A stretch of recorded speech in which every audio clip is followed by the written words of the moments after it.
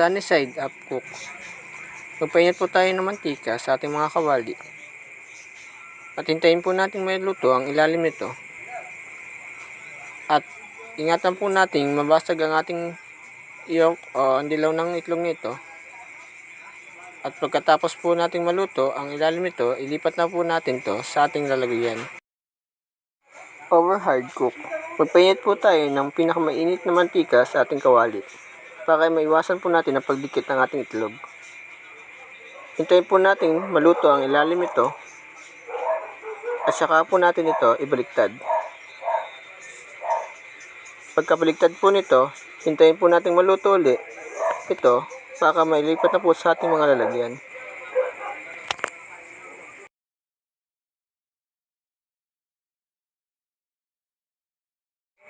Basted egg. Magpakulo ulit tayo ng ating mantika sa ating mga kawali. At pagkalagay ng ating mga itlog, lagyan natin sa taas ito ng mga mantika upang maluto ang ating taas ng itlog. At pag ito ay naluto na, ilipat natin ito sa ating lalagyan.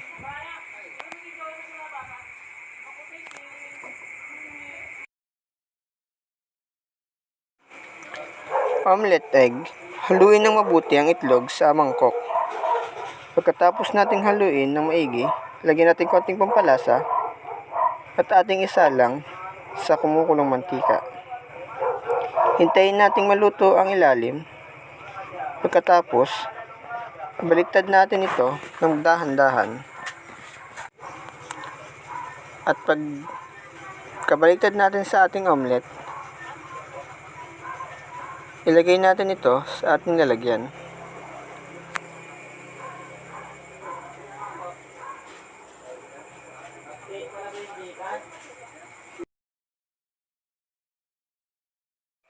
Scramble egg. Ilagay dito sa kawali at haluin natin ito pagitna para hindi magbuo-buo. Pagkatapos natin itong haluin, ilagay natin sa ating lalagyan.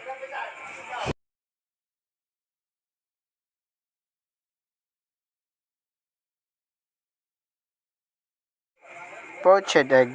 Magpakulo tayo ng tubig sa mainit na kawali. At lagyan ito ng konting vinegar o suka para hindi masyadong masunog ang ating itlog. At ilagay natin ang ating itlog. At pagkatapos natin may ilagay ang ating itlog, ito ay ating takpan.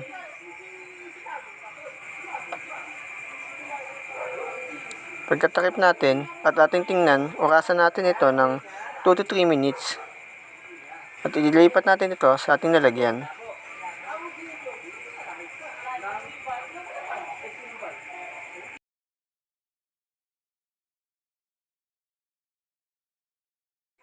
Boiled egg.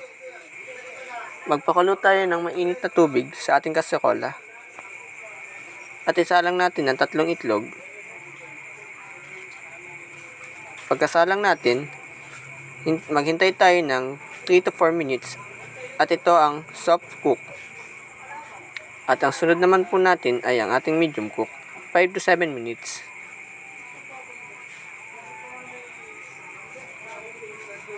At ang sunod naman po natin ay ang hard cook. 12 to 15 minutes po ang process ng ating itlog.